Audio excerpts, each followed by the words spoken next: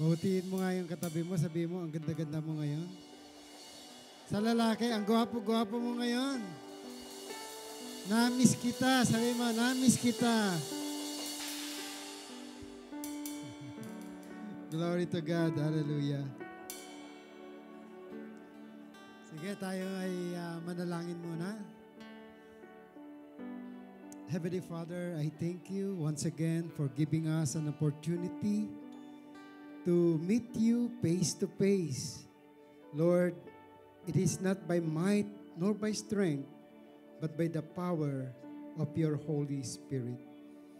Lead us, O Lord, into the path that you have shown unto us, the path that David has walked into this world, have become the lamp unto him and also a light unto his feet.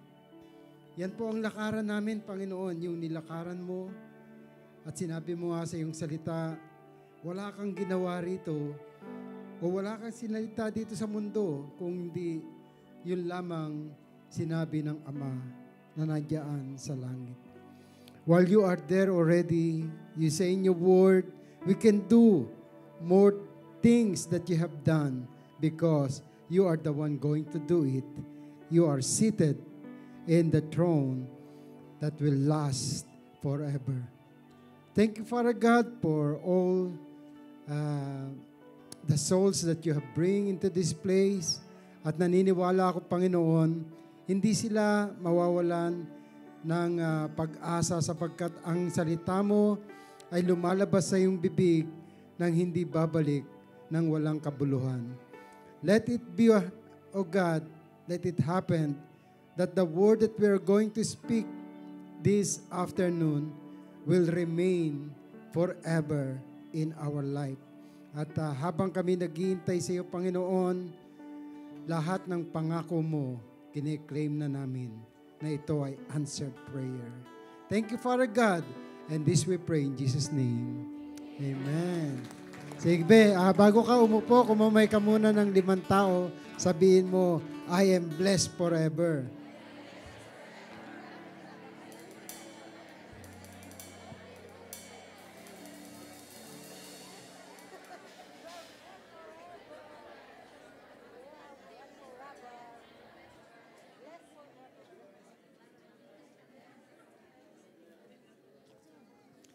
Sige, praise and glory to God. Hallelujah. Ang gaganda naman. Para ako nasa langit na. Amen. At ang gwagwapo. Ayun, oh, may umuubo. Dala niyo ba yung Bible niyo? Yan ang pag-uusapan natin ngayon. Amen? What's written in the Bible, it was already written. Wala na pong makakabura kung ano nakasulat diyan. Amen. At wala rin pwedeng magbago kung ano nakasulat diyan. Nakasulat na yan, kaya intindihin na lang nating lahat. Amen. Ready na ba kayo? Dapat may Bible kayo, ano? Kasi kung wala, bibigyan kayo mamaya ng meron. Amen. So, alam niyo bakit napakahalaga nito ngayon, yung hardbound copy? Wala yung soft copy kasi soft copy anywhere you can bring. But the thing is, paano kung mangyari na ang Bible natin, no? Wala sa kamay mo o wala sa bag mo. And yet, nagkaroon ng problema ang internet. Hindi nagtrabaho si Google. So, nasaan na ang Bible natin? Meron biglang bumagsak sa harapan mo. Nagpapapray. Pag-pray mo ako, mamamatay na ako. And then, hindi mo alam kung anong prayer ang gagawin mo. Kung paano mo i-rebuke ang devil sa tao. Nakalimutan mo yung verse kasi walang internet. Umabsent si Google nung araw na yon. May dala-dala ka namang cellphone. no? iPhone pa. Tsaka yung ipon mo nawala. Pero may iPhone ka. Yun nga lang, nagkaroon ng problema sa air because something happened. Nawala ang communication. So how are you going to do with a person going to ask for prayer for you?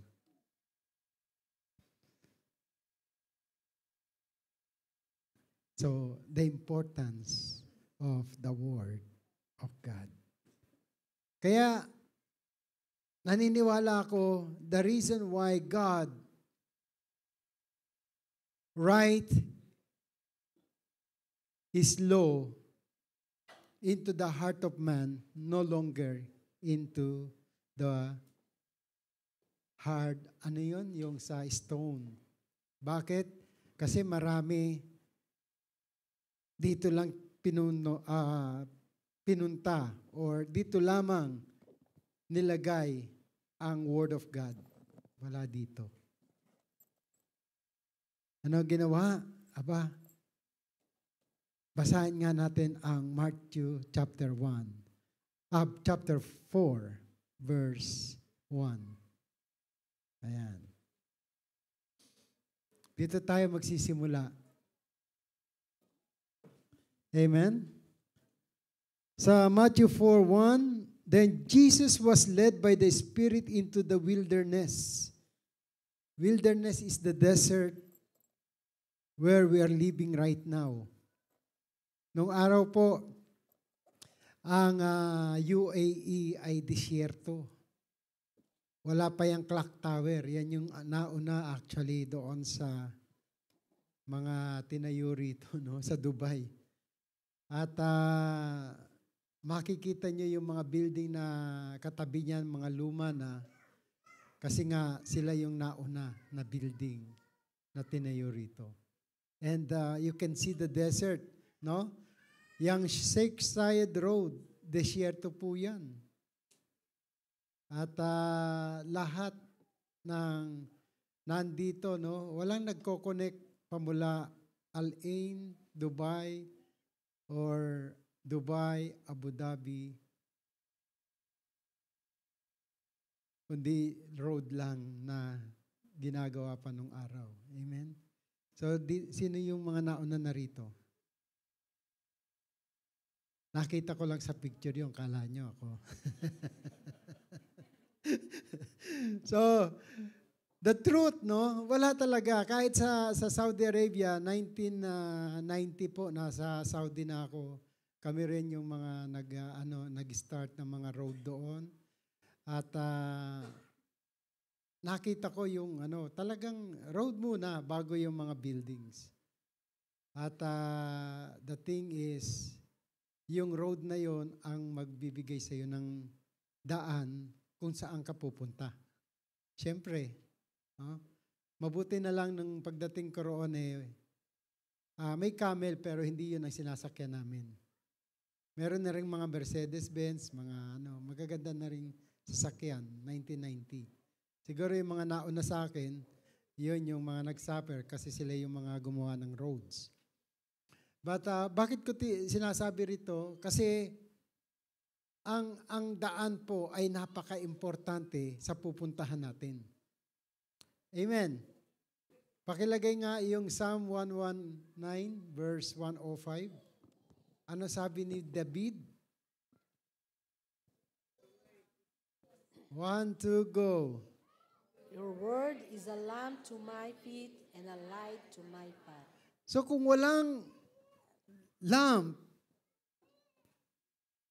sino rito mga taga-probinsya? Yung mga galing ng probinsya. Noong araw, no?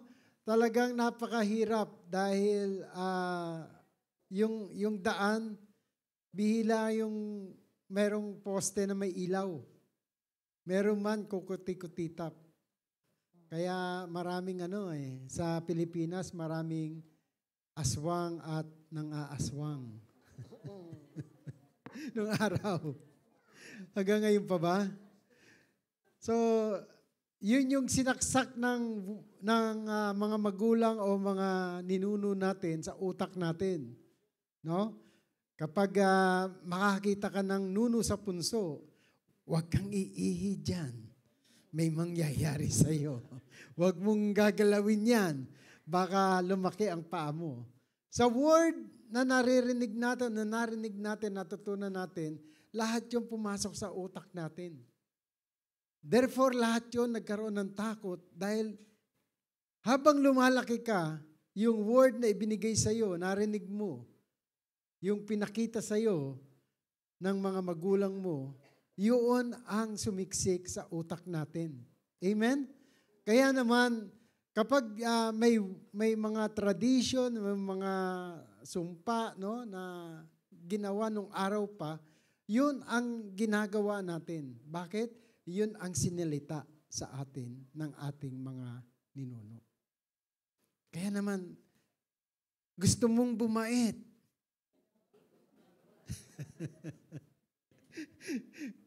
Ano yun? Gusto kong bumait? Okay. Sasayaw pa ba tayo? Asan yung mga mothers? No, yung fat na yon na dinadaanan natin, ito yung word na narinig natin. At dahil nga yun yung kinalakihan natin, doon tayo naniniwala. Ngayon, dahil ayaw mo nang paniwalaan ang iyong mga magulang, yung mga ninuno mo, nagbarkada ka. Sa barkada mo, marami ding mga salita na doon mo natutunan. Akala mo tama. Pero hindi pala. Ano nangyari? Kung ano yung words na lumagay sa tenga mo, kung ano yung words ng mga sinasabi ng kasama mo, yung words na lumalabas sa'yo, it's the same word of the world. Makamundo. Amen. Kaya lahat tayo naglakihan na nasa mundo, makamundo. Lahat ng mga narinig mo, yun ang nilagay natin sa ating utak. The knowledge of good and evil. Amen. Bigyan nga natin ang yung highlight nga natin ang Genesis chapter 2, verse 17. Thank you po. Sige nga, basahin nyo nga yan. Genesis 2:17. Ano sabi riyan? But of the tree of the knowledge of good and evil you shall not eat. For in the day that you eat of it, you shall surely die. Yun ang pagkain ng mundo eh. The knowledge of good and evil. Bata ka pa, no? May K1 na ngayon, K2, K3, dati grade 7 agad. Grade 1. Pag 7 years old ka, grade 1 ka na agad. Kaya yung nanay ko, dinaya yung birth certificate ko. Para makapasok ng grade 1, no? Ginawang 1 year ahead. Kasi December ang March, pasukan na. Kaya hindi ko alam kung totoong senior na ako. Pero yun ang birth certificate ko. Amen. Kailangan pumasok na eh. Ngayon hindi, di ba? May kindergarten, 1, 2, dinagdagan pa hanggang K-12. No? Kaya nahirapan ako magpaaral ngayon, alam nyo ba? Dapat graduate na mga anak ko. Because of K-12, ayun. Hanggang ngayon, nagpapaaral pa ang inyong lolo. And the truth, no, yung ang word na narinig natin, yung mga salita na natutunan natin pamula pa elementary, no, o kindergarten until makatapos tayo ng college, yun ang pinaniwalaan natin. At kaya ang mga magulang natin, tinuturuan tayo, makatapos ka para ikaw ay matanggap sa trabaho. Ang daming tapos, wala naman trabaho. Amen. ang siniksik sa atin, no? Sige, mag-abroad ka. Maraming trabaho sa Dubai, sa UAE. Nag-abroad. Nasaan ang trabaho rito? Nasaan ang pangarap ko na sinabi sa akin? Pinag-aral tayo ng sobra-sobra nung makatapos. Tapos na ang buhay natin. So, hindi pa rin tapos, ano? Nag-aral ka pa, nag-masteral ka, nag-doctorate ka, nagtatrabaho ka na, nag-aaral ka pa rin. Why? Because the word is very important for us to obey and follow our dreams. Tanungin mo nga yung katabi mo, may dream ka ba? Ano ang pangarap mo? Napunta tayo rito sa UAE, dala-dala natin ang pangarap at pangako natin sa ating mga mahal sa buhay. Kapag ako nakarating doon, huwag kang mag-alala. Dadaling kita rin doon para tayong lahat ay kuminhawa. Sino rito maginhawa na buhay? Praise God. Sige, taas nga kamay, totoo. Amen. Kasi ang napuntahan nyo at ang ilaw, tanglaw ng inyong dinadaanang landas, walang iba kundi salita ng Diyos. Kaya may pag-asa kayo. Jeremiah 29:11, "For I know my plan for you, plan to prosper you and not to harm you. Plan to give you hope and a future." Lagay mo nga yung verse 12. Basahin nyo nga yung verse 12. Jeremiah 29:12. Kasi may pangako yung salita na yun. Alam ng Diyos, lahat tayo pagpapalain. Amen? Pero may gagawin ka. Basahin nyo. 1, 2, go.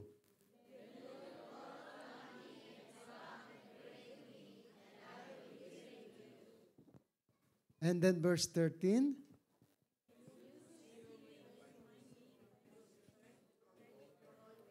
You will seek me and find me. Okay, ulit. 1, 2, go. You will seek me and find me when you seek me with all your heart. You will seek Him with all your heart. Verse 14. I will be found by you, declares the Lord, and I will restore your fortunes and gather you from all the nations and all the places where I have driven you, declares the Lord. And I will bring you back to the place from which I sent you into exile. Kaya ibabalik kayo sa Pilipinas kung saan kayo galing to rule over. Amen? Sino dito gusto nun? Lord, wala. Ayaw na nilang bumalik. Bakit? Kasi naninirahan na ron ang Hapon, ang Incheck, ang Amerikano, ang British, ang lahat ng mga foreigner, sila na nagahari. Sila na may negosyo. Kami ng mga babalik doon, alipin pa rin. Sabihin mo sa katabi mo, hindi na yon. Pagbalik mo, bilyonarya ka na. Bilyonaryo ka na. Paano mangyayari yon? Aba, by faith. Ha? May nilalakaran kayong salita, mangyayari. By faith. Kasi yan sinabi ng Lord eh. Mag-pray kayo. Kaya ngayon, nag-start tayo ng prayer and fasting so that we may be able to understand the right path and the light unto our life. Nakuha nyo? Prayer and fasting, yan yung nag-iba o nagbago ng buhay ng mga Israelites during the time of Esther. Sabi ni Esther, mag-fasting kayo, magpa-fasting din ako. In 3 days. Bakit? Kasi lahat sila papatayin na. Walang matitirang Israelites during the time of Esther. Alam niyo ba yan? So, nung mag-pray and fast sila, sabi ni Esther, if I perish, I perish. Kung mamamatay ako, mamamatay ako. She don't care anymore about life even though she is living in the palace. Same thing with Moses. Moses, maliit pa lamang siya, dumira na siya sa palasyo. But nung makilala niya ang kanyang identity,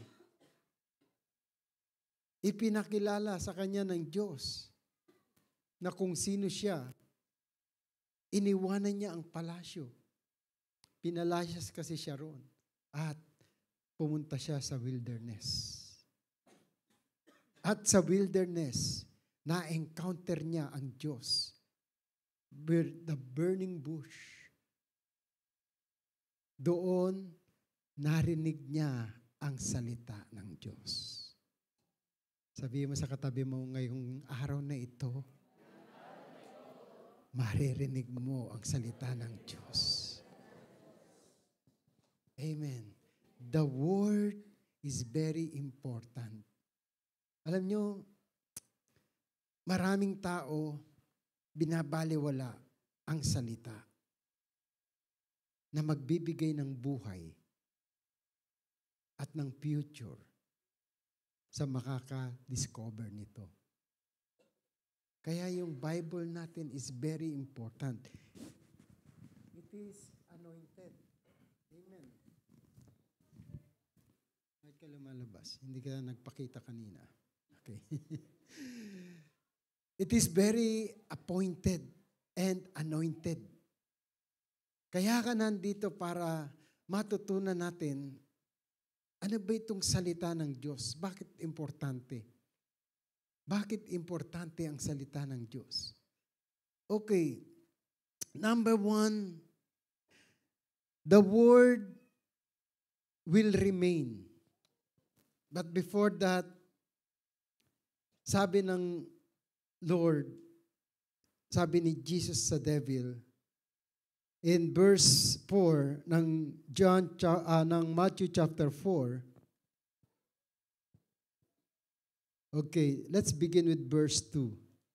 Yung usapan ng devil at ng ating Panginoon. Matthew 4 verse 1 na, 1. Sa 1. Okay? When Jesus was led by the Spirit into the wilderness to be tempted by the devil after fasting 40 days and 40 nights, he was hungry. Sabihin niyo, hungry. Hungry. The tempter came to him and said, if you are the Son of God, tell this stone to become bread. Grabe pala, no? Kapag gutom na gutom ka, merong tempter sa'yo. Ha? Sasabihin, kain na tayo. Birthday ko ngayon. May lechon. Nag-order ako ng gumawa pa ako ng spaghetti. Favorite mo yan. Amen? May ice cream. Ay, nagpa-fasting ako. Hindi birthday ko ngayon, sige na. Ngayon lang ako magbe-birthday. Next time nito, 1 taon na naman. Baka mag-fasting ka na naman next year. Hindi ka na naman makakain. Anong gagawin nyo? Tanong yung mga katabi mo, anong gagawin mo?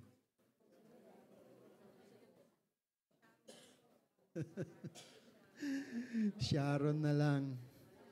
Balutin mo ako. Amen. So, ano rito, no? Sabi ng devil, if you are the Son of God, sabi niya rito, no? If you are the Son of God, tell this stone to become bread. Tingnan nga natin ang Matthew chapter 3. Matthew chapter 3. Ano sabi diyan sa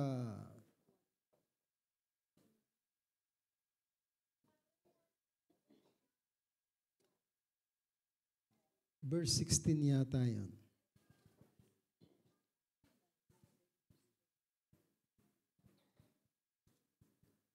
Matthew 3. Basahin nyo nga. Verse 16. 1 to go.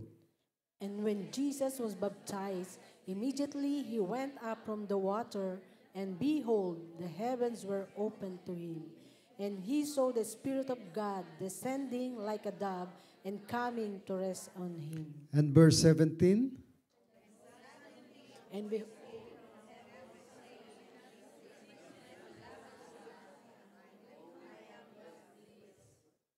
Ang sabi diyan, napakaliwanag, no?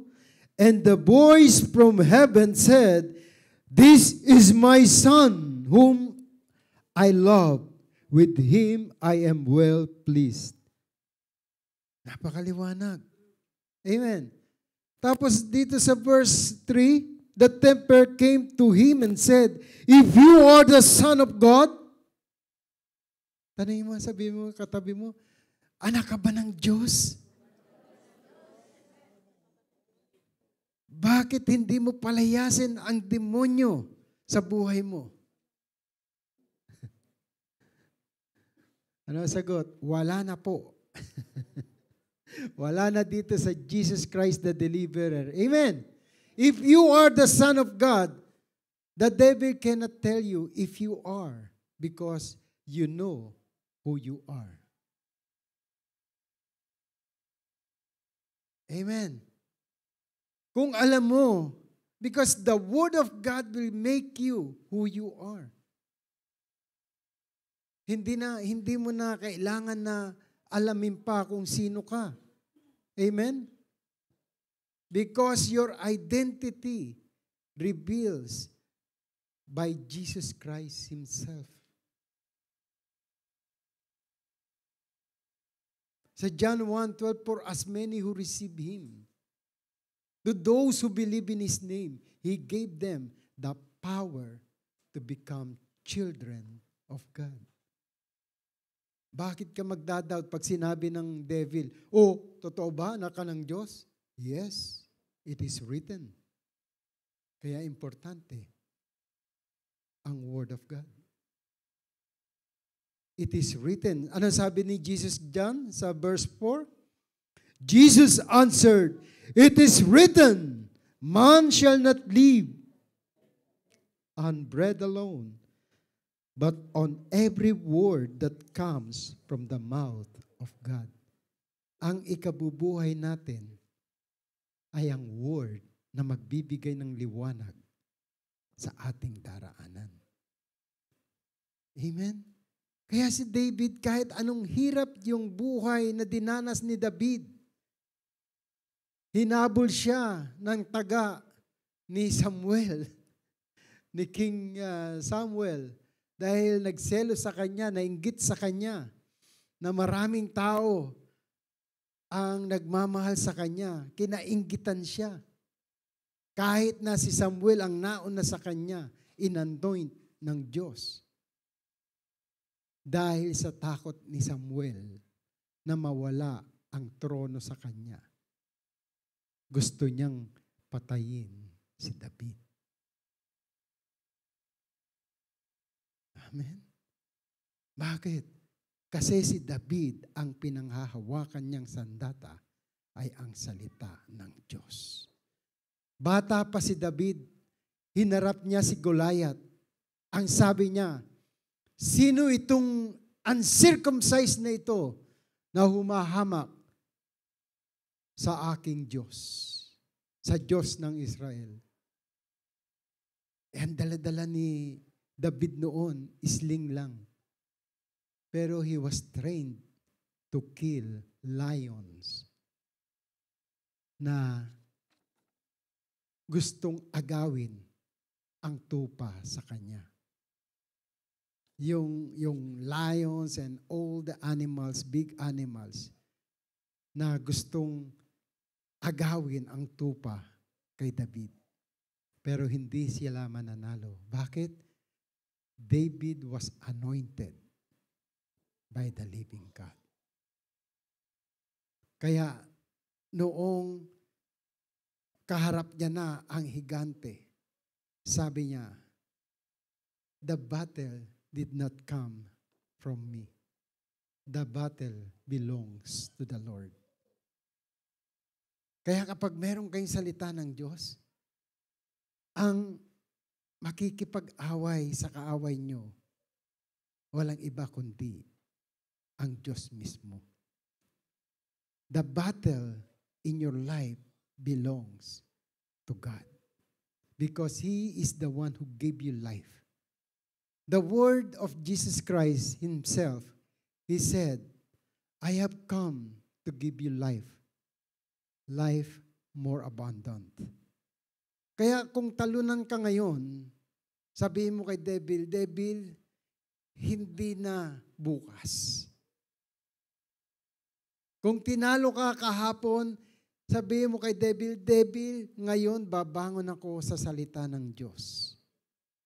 Devil, meron akong binabasa dito, pangako ng Diyos. Itutumba kita ngayong gabi. Because you are the son of the living God, the daughter of the living God. Greater is He who's inside you than the devil who's in this world. Huwag niyong sayangin ang oras na hindi kayo nagde-devotion. Amen? Mas marami ang oras natin sa Facebook pero wala ka namang ginagawa para ipahayag ang salita ng Diyos sa maraming tao. Nakakalungkot. Unang nalulungkot, walang iba kundi ang Panginoon. Because, lagay mo nga sa Matthew 24 verse 14, hindi siya makabalik-balik. Bakit? Wala tayong ginagawa. Nandiyan na ang social media.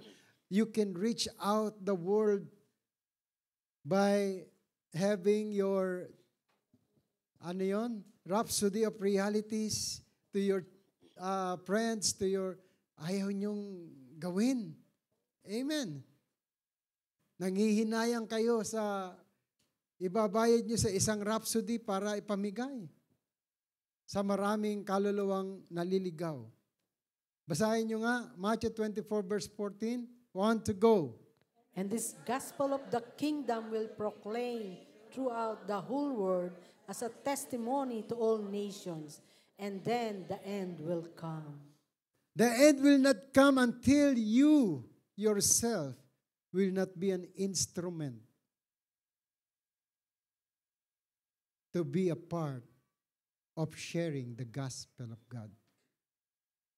Nakakatuwa nga yung Rhapsody of Realities kasi 8,123 languages translated ang salita ng Diyos.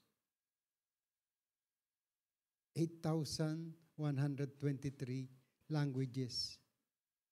Amen? Yan ay sa 7 continents na.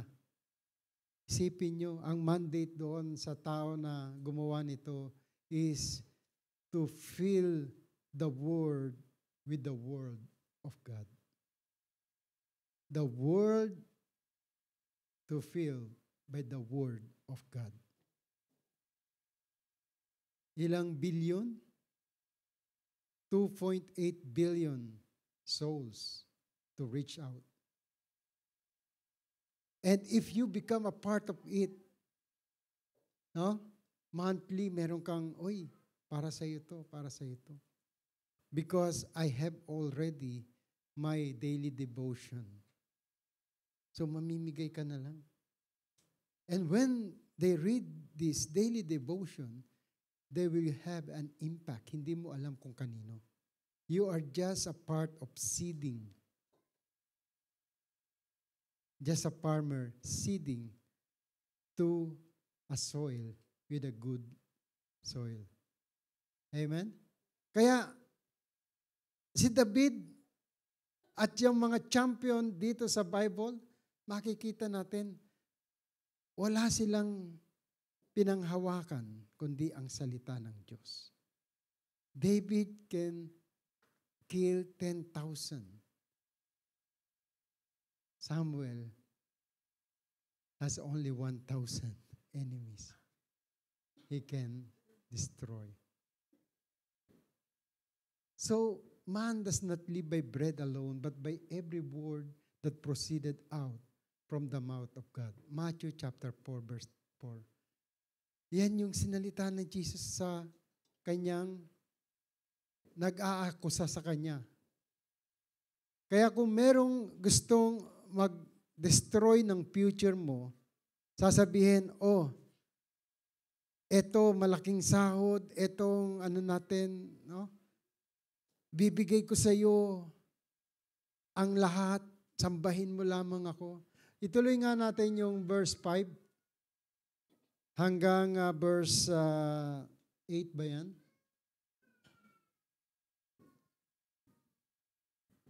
Okay, basahin nga natin. The one who is reading, go ahead. Verse 5, Matthew chapter 4. Okay, go ahead. Then the devil took him to the holy city. Everybody, please. Then the devil took him to the holy city and set him on the pinnacle of the temple. Verse 6. And said to him, If you are the Son of God, throw yourself down, for it is written, He will command His angel concerning you, and on their hands they will bear you up, lest you strike your foot against a stone. Verse 7. Jesus said to him, Again, it is written, You shall not put the Lord your God to the test. Verse 8. Again, the devil took him to a very high mountain and showed him all the kingdoms of the world and their glory. 9. And he said to him, All this I will give you if you will fall down and worship me. Verse 10. Then Jesus said to him, Be gone, Satan, for it is written, You shall worship the Lord your God, and him only shall you serve. And 11. Then the devil left him. And behold, And angels came and were attended ministering to him. So, itong prayer and fasting natin, remember, if you are already baptized in water, the Holy Spirit will going to lead you into the wilderness of your life. And into that wilderness, nandyan ang devil. Ang Holy Spirit, nandyan lang din. Pero hindi siya makikialam. The devil will going to tempt you in 3 occasions.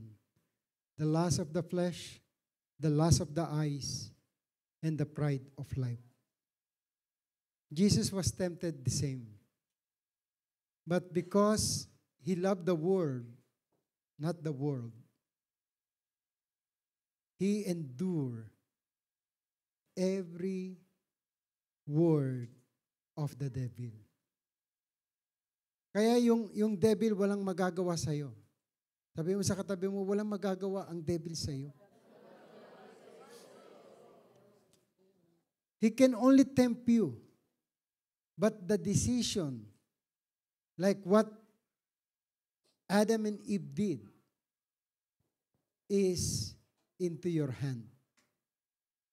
Amen? Wala sa Diyos ang decision. Nasa sa'yo. Nasa iyong kamay. Nasa iyong mata, nasa iyong pandinig, nasa iyong panglasa, at nasa iyong katawan. Kaya ang devil will going to go and try everything to deceive you. Sabi mo ulit sa kabilang katabi mo, sabi mo, hindi ako kaya ni devil. Ano nagpanlaban sa kanya? It is written. It is written. It is written. Kaya when Peter was in the wilderness of his life, bumalik siya doon sa dati, kung saan siya pinulot ni Jesus. But because Jesus was going to restore him to be used, in his generation, 3 lang ang tinanong sa kanya. 3 word. Do you love me, Peter, more than this? 3 ulit tinanong ni Jesus yan. Sa John chapter 21, ano? Verse 5 yata yun. I cannot remember. But in John chapter 21, tinanong ni Jesus 3 times si Peter, right? Do you love me, Peter? Do you love me, Peter? Do you love me, Peter? Restoring the lust of the eyes, the lust of the flesh, and the pride of life. Only love can cover all multitude of sin. Amen? Kaya yun yung para mapagtagumpayan ni Peter ang buhay sa mundo. Dahil si Peter prideful masyado siyang mayabang. Gusto niya siya parating una. Lord, can I walk? Lord, hindi pa pwede mangyari ito. Sometimes ganun tayo. Amen? Pride of life. The lust of the flesh. And the lust of the eyes. Yan yung mga binibigay sa atin ng devil, lalo na kapag nasa fasting tayo. At hindi ka nagpe-pray. Kaya kailangan pray and fast. Sabi mo sa katabi mo, pray and fast. Kaya natin ginagawa ito kasi ganito ginawa ni Jesus Christ para mapagtagumpayan niya at siya ay makapag-start ng ministry niya dito sa mundo.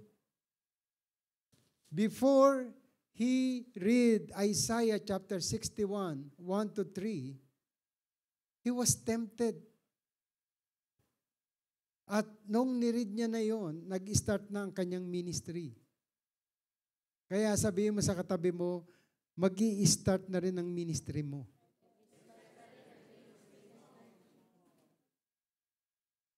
Amen. Go to your ministry kung saan binibigay sa iyo ng Lord. Amen. Huwag kayong mahihiya. Sabihin mo, mahusay akong kumanta, umalis ka dyan. Huwag ganon. Magpasakop ka muna. Amen. Mahusay akong tumugtog, ako natutugtog. Huwag niyong i-suppress yung talent na binigay sa inyo ng Lord. Kailangan yan ng church. Kailangan ng body of church. Sabi mo sa katabi mo, ikaw ang church. At lahat ng aligned sa plano ng Diyos, mangyayari sa buhay mo kung ito ay will niya. Kaya nga si Jesus Christ sabi niya, let thy will be done. Not my will. Let your will be done. Kung ayaw mo na ako rito, sipain mo na ako dito. Let your will be done. Hindi ikaw masusunod, kundi ang ating Panginoong Jesus. Amen. Kaya tandaan natin, we cannot resist the devil if we are not going to read the Word of God. Kasi may pangako ang Lord sa iyo John 14:14, ask anything in my name, I will do it. Mark 11:24, whatever you desire, if you believe, you accept it, you will receive it. So kung meron ka mga salita ng Diyos, it is impossible for you not to please Him. Amen? Di ba kapag may sinalita ka sa boyfriend, girlfriend, o sa asawa mo, hindi mo nakakalimutan yun. Bakit? Because you love Him so much. Amen. Pag nangako ka sa Kanya, hindi mo makakalimutan yun. Lalo na ang pinangako mo, pera. Hindi mo makakalimutan yun. Lalo na pag hindi ka binabayaran. Amen. Amen ba? Buti na lang wala sa JCTD noon. Amen. Sabi mo sa katabi mo, hindi ako mangungutang sa'yo. Mamimigay ka sa akin.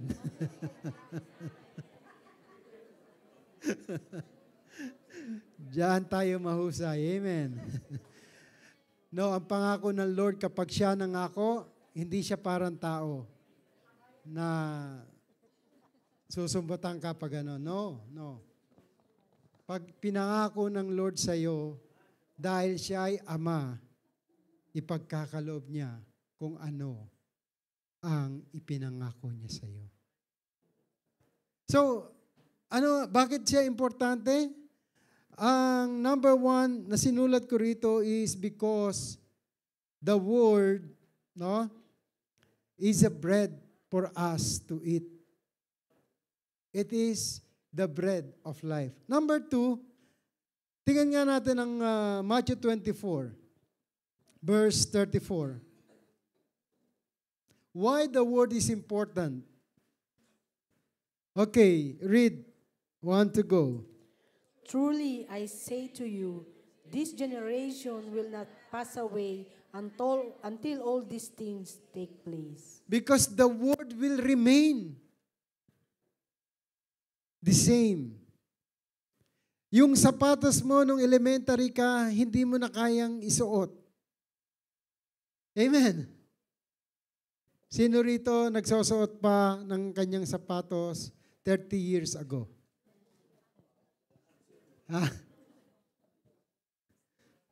Sabi nga ni Bishop, Lacoste. Ang sapatos niya nung araw. Ano yung Lacoste? Mga ganyan-ganyan daw. Bubuka-buka. Amen. Hindi mo na kayang isuot yung damit mo nang ikaw ay elementary pa. Tama ba? So, the truth is, lahat ng bagay na meron ka, magagarang sasakyan, malalaking bahay, malawak na lupain, all these things will going to vanish one day. Pinag-upunan mo ng mahabang panahon, tapos bumili ka ng bahay sa Ukraine.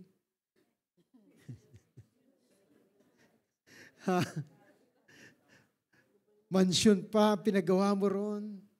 Nagpagawa ka ng 20-story building sa Gaza. Pinagmayabang mo sa buong mundo. Iyo yun. Hallelujah. Where art thou? Nasaan na yon? Amen. Remember, only the Word of God will remain. Amen? Kaya ang sabi diyan, no? Truly I tell you, this generation will certainly not pass away until all these things have happened. Heaven and earth will pass away, but my word will never pass away. Number 2, the word endures forever. Tingnan natin ang Isaiah chapter 40, beginning verse 3 hanggang verse 8. Sige, basahin nyo. Isaiah 40, beginning verse 3 to verse 8. Nandiyan na ba? A voice cries. 1, 2, go. A voice cries, in the wilderness, prepare the way of the Lord. Make straight in the desert a highway for our God. Every valley shall be lifted up, and every mountain and hill be made low. The uneven ground shall become level, and the rough places a plain. And the glory of the Lord shall be revealed, and all flesh shall see it together, for the mouth of the Lord has spoken. A voice says, cry, and I said, what shall I cry? All flesh is grass, and all its beauty is like a flower of the field. The grass withers, the flowers fades, when the breath of the Lord blows on it. Surely the people are grass. The grass withers, the flowers fades, but the word of God will stand forever. Praise and glory to God. In NIV translation, it endures forever. So, tayo, no, yung mga lolo natin, mga ninuno natin, para lang grass na wala na. Amen? And one time, yung lingkod nyo para ring grass, mawawala na sa paningin nyo. Amen? Kahit anong beauty meron ka, kapag hindi ka nagchinchansu, mawawala rin yan. Darating ang araw, lahat ng nakikita mo sa buong mundo na to, mawawala. Pero ang salita ng Diyos, sabi niya, it endures forever. Amen? Hindi mawawala ang salita ng Diyos, lalo na kapag ito ay nasa puso na ng tao. Ang dami pinagdedebatihan ng salita ng Diyos. Hindi na kailangan. Ang kailangan lang intindihin natin. Ano sabi ni Jesus? Matthew chapter 5:21. Is it the right word or the right verse? Matthew 5:21.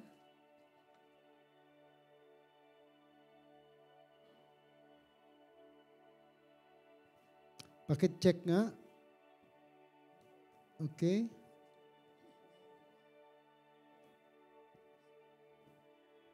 Sige, basahin natin.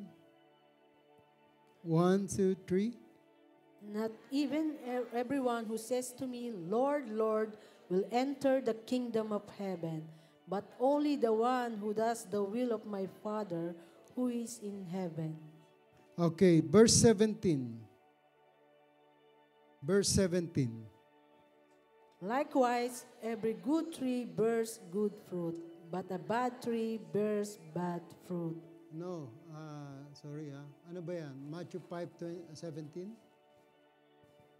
Matthew 5:17.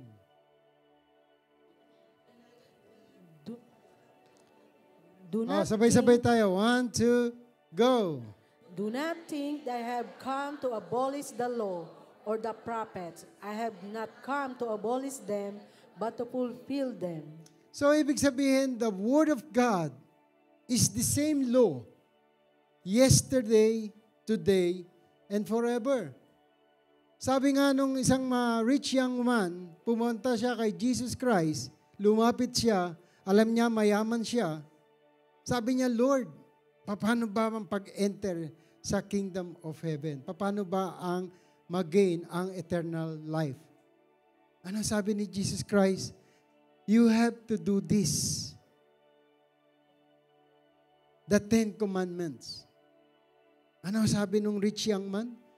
Nagawa ko na po yan lahat. At minahal siya ni Jesus nung sinabi niya yun. Jesus loves him. Pero yung isa na pinagawa niya, hindi niya kaya. Ano yun? Sell all your properties.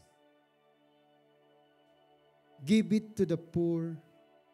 And then after that, come, follow me. Mahirap bang intindihin? Hindi, di ba? Ang gusto ng Lord, ang puso mo, hindi sa property mo. Ang puso mo, hindi sa nakikita mo sa mga mall. Hindi yung nakikita mo kay, ano yun? Sa Zoom? Or sa... Sino yung mga nagbebenta doon sa ano? Sa online? No? Sa online selling. Hindi yung mga nakikita mo roon para doon mo ibigay ang puso mo. Ang gusto ng Lord, ibigay mo ang puso mo sa kanyang mga salita. Ay, ano yung poor? Poor in spirit nabibigyan mo sila ng salita ng Diyos. Pakakainin mo. Kaya sabi ni Jesus kay Peter, if you love me, feed my sheep. Take care of my sheep. Ang sheep ni Jesus o ng ating Panginoon, walang iba kundi ang mga tao na pwede pang makarating sa langit. Lahat ng bagay mawawala naman eh. Bakit mo pinanghihinayangan yung pambili mo ng ice cream mamaya sa halaga ng isang soul para sa Lord?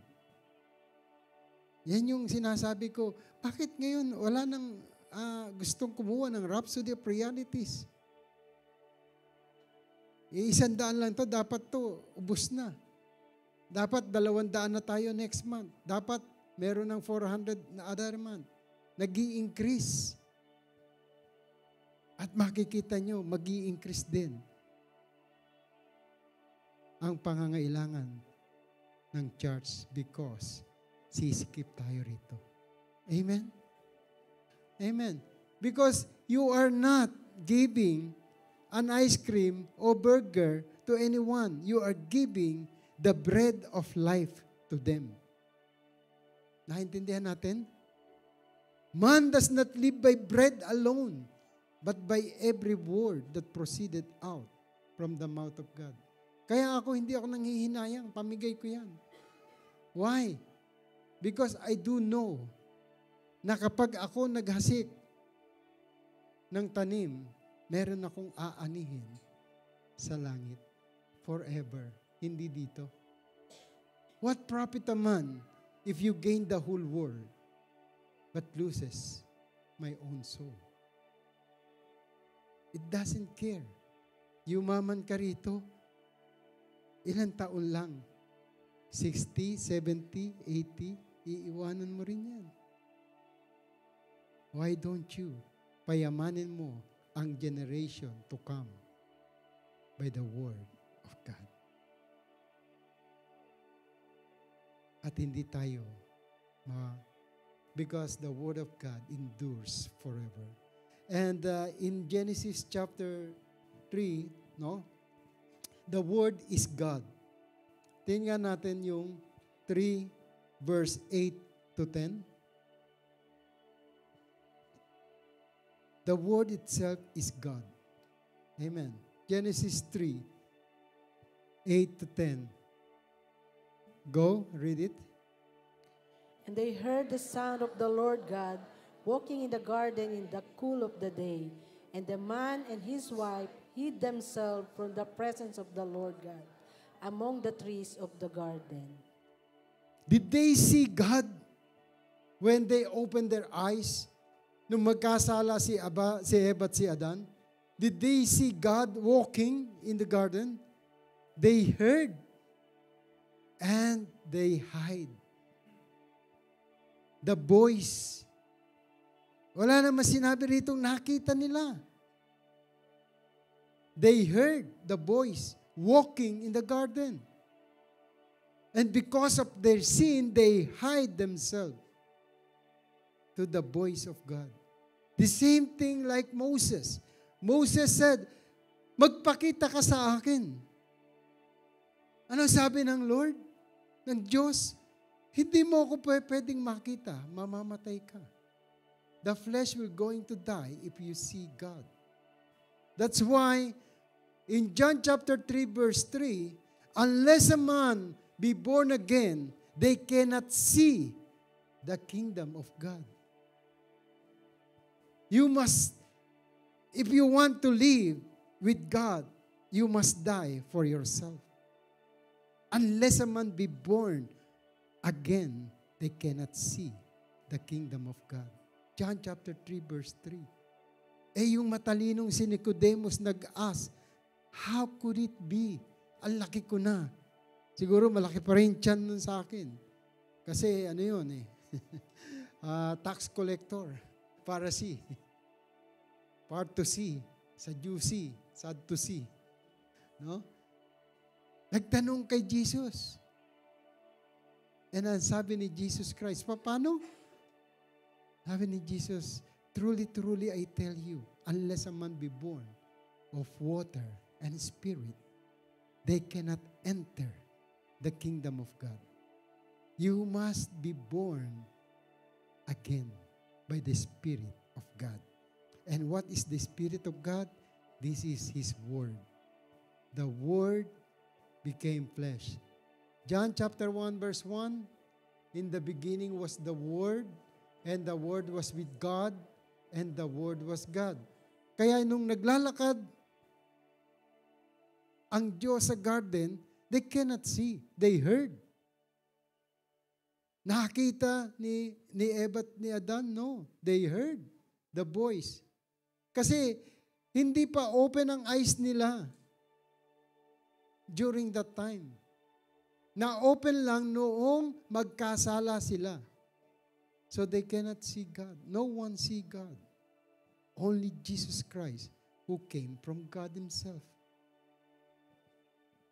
Kaya nga sabi niya, I have come not to abolish the law or the prophet. Why? Because this is a word that produced by God. Hindi ko pa pwedeng, sabi niya, hindi ko pa pwedeng alisin yan. Kasi ang Diyos ang kumausap sa mga propeta. Ang Diyos ang lumikha ng ginawa ng mga kababalaghan ng mga propeta by the word of Isaiah, by the prophecy of Daniel, by the word of God, nahati ang sea. Hindi si Moses ang naghati. The word of God, Moses listened to the word of God and strike the sea into two. Even yung water na umagos doon sa disyerto, the staff that Moses is holding is the word that God has given unto him.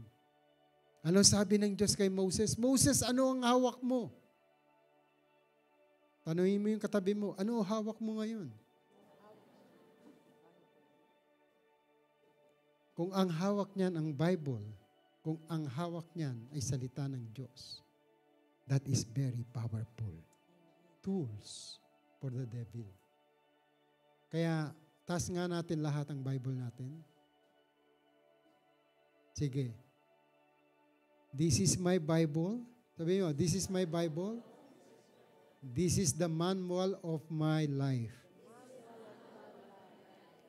Whatever it is written in this Bible, whatever I meditate in this Bible, God will happen to me. Because God loves me.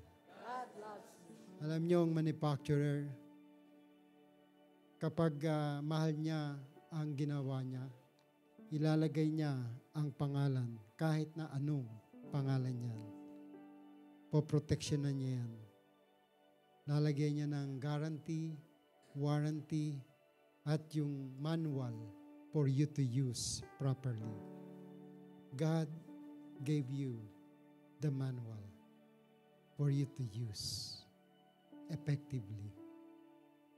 Yung buhay natin nakasalalay sa salita ng Diyos. Amen? So the Word is Jesus. Number 4. John chapter 1 verse 12.